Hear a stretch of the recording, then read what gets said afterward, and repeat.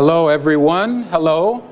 My name is David Hernandez. I'm a senior research analyst at Marquette Associates, and I cover non-U.S. equities.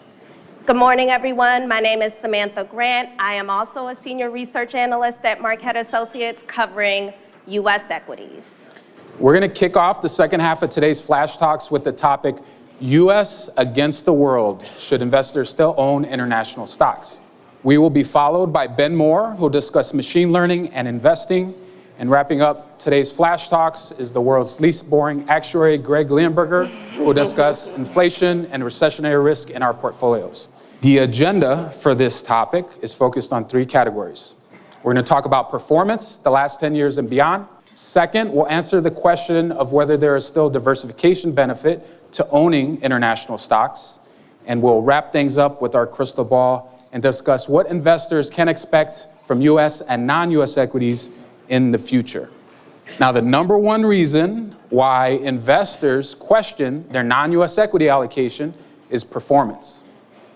The last 10 years, Samantha Grant and her U.S. equities had kicked my asset class, non-U.S. equities.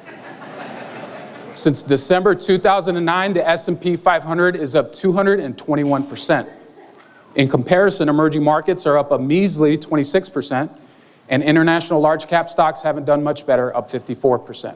Now, given this wide gap in performance, you'll often hear the term lost decade to describe the last 10 years for non-U.S. equities. So the question is, why have U.S. equities outperformed? And Sam, you beat me purely because of luck, right? No, David, it wasn't luck at all, but good old fundamentals.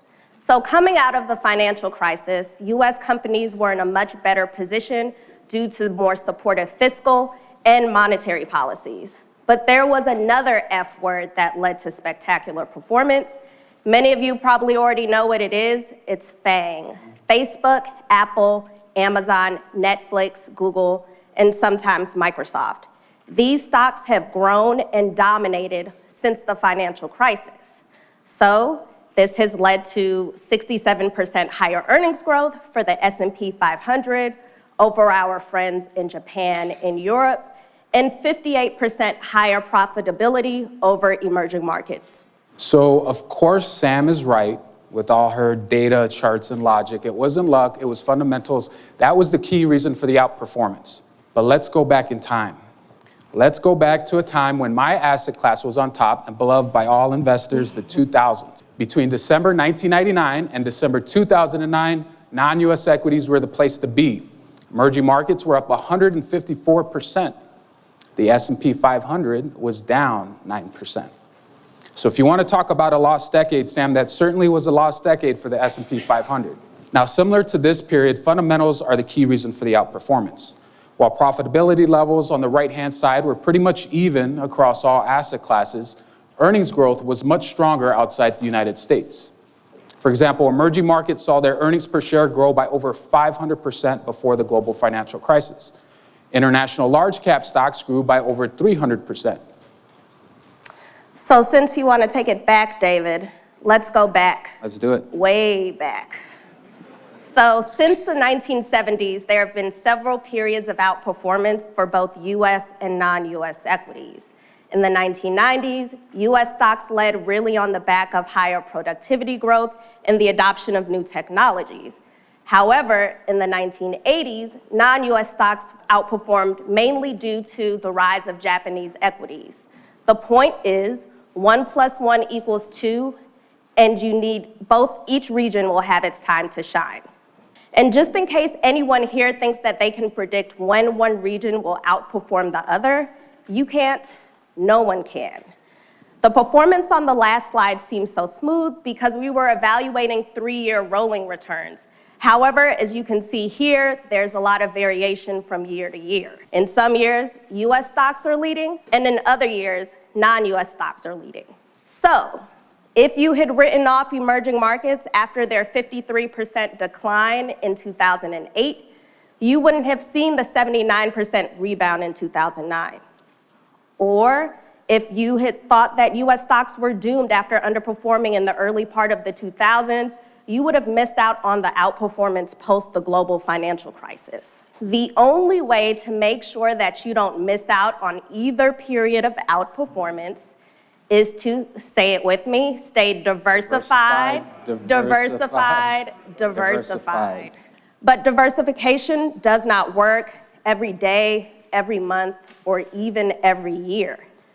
One of the main questions we get from clients is, why do I even hold non-U.S. stocks? The S&P 500 is full of multinational companies and thus diversified. Yes, it's true. The S&P 500 is full of multinational companies. However, if you look at the revenue exposures, you'll see that almost 60% of revenues are generated from within the United States. Surprisingly, China is the only meaningful contributor from a revenue exposure perspective. However, if you look at the MSCI EAFE and emerging market indices, what you'll see is that they're much more diversified from a revenue exposure perspective, leading to just more at-bats from a country perspective. You can see here that there is no single country exposure that accounts for more than 50% of revenues in either index. If we dig deeper into the S&P 500, what you'll see is that technology stocks is where a lot of these non-U.S. revenues are coming from. So seemingly, David seems to think that non-U.S. stocks will outperform soon. And if they do, some of the companies listed here will be the first ones to benefit. Yes, Sam, and I'd like to take this time to remind you how a heavy, concentrated IT position can impact the portfolio. So here we're looking at the dot-com bubble. Post-2000, the NASDAQ was down 75% over the next 2.5 years. And to that point, non-U.S. equity allocations diversify a portfolio not just based on revenue exposure and not just based on individual stocks, but also as it relates to sector allocation. For example, the S&P 500 has over 20% allocated to information technology. This is one of the reasons why the index has done so well, because this sector has done so well. In comparison, international large cap, or the MSCI EAFE, has 6% in information technology. In general, non-U.S. equities have more exposure to cyclical sectors like financials, energy, and materials, and thus provide more diversification at the overall portfolio level. So now it's time for a game. This is the interactive portion of the presentation, so please feel free to yell out answers at your convenience. So far, we have discussed the differences between U.S. and non-U.S. stocks, but there are plenty of similarities too, so let's jump into it. First up is the snack category. Yes, there are two Kit Kats, a European version made by Nestle and an American version made by Hershey. Which one do you think gives us the best break and/or tastes the best? U.S.? Okay. Well, that woman in the back is right. It's Nestle. So Nestle is the 7th largest company in the world and also the largest non-U.S. company in the world. Some of their brands you'll be very familiar with: Gerber, Purina, and Haagen-Dazs. Next up is automobiles. We all know Toyota is the largest car manufacturer in the world, and it has been for many years.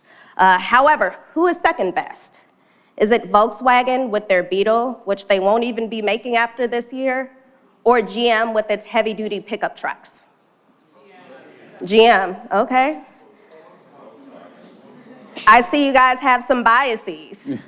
So it's actually Volkswagen. So despite the car emission scandal, Volkswagen is still the 2nd largest car manufacturer in the world. And you'll know some of their other brands of Porsche and Audi. So last up, the most contested question of them all: who makes the best phone?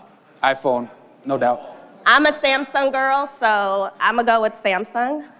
So we'll see. So this one is actually, I'd say, probably a tie. Apple is the 2nd largest company in the world, but they're actually the 3rd largest handset maker behind Samsung, who's number 1, and Huawei, a Chinese brand. So Sam, these are excellent examples of multinational corporations that sell to consumers across the world. And over the last 20 years, global trade has increased.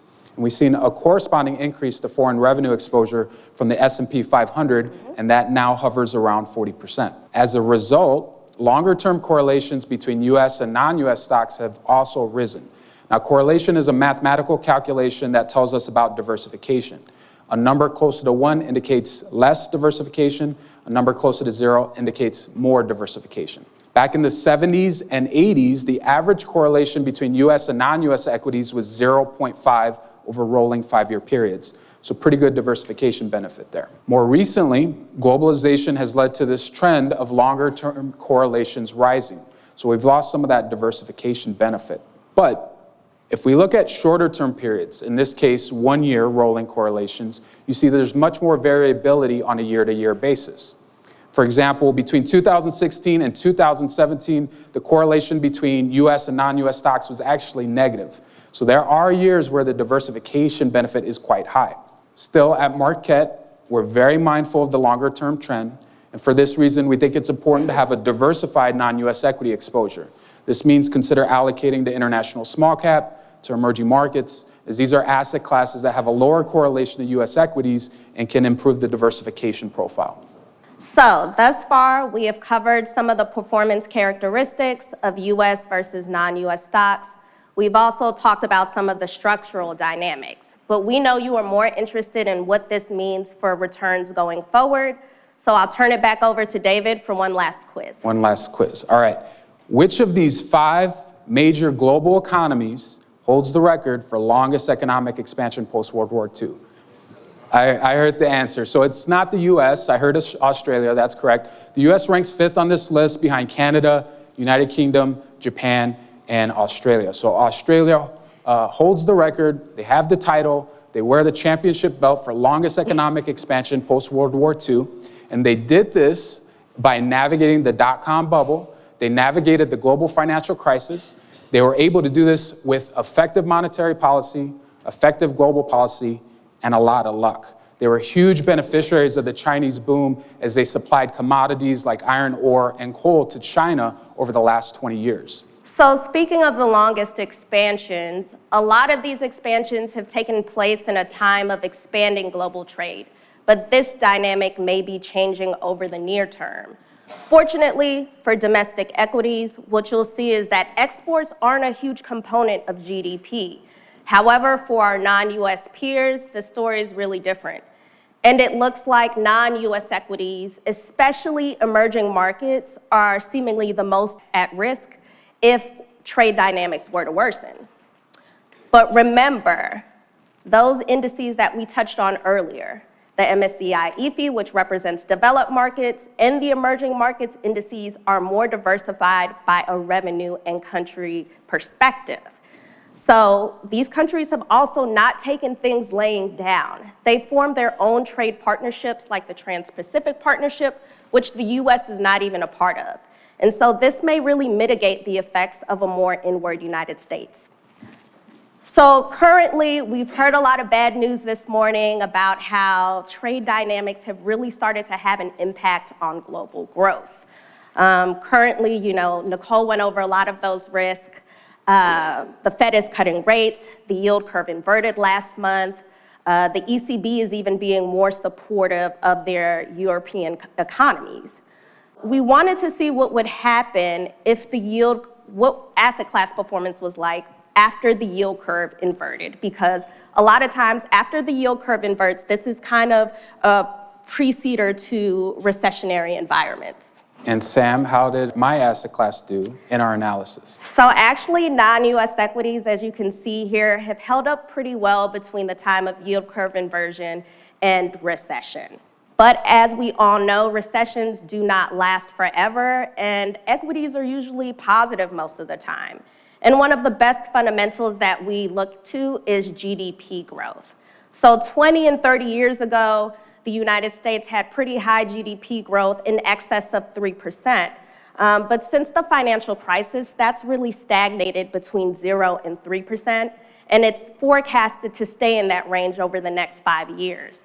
However, for emerging markets, GDP growth will remain in excess of 3%. So this should be pretty supportive of equity performance. Regardless. Yeah.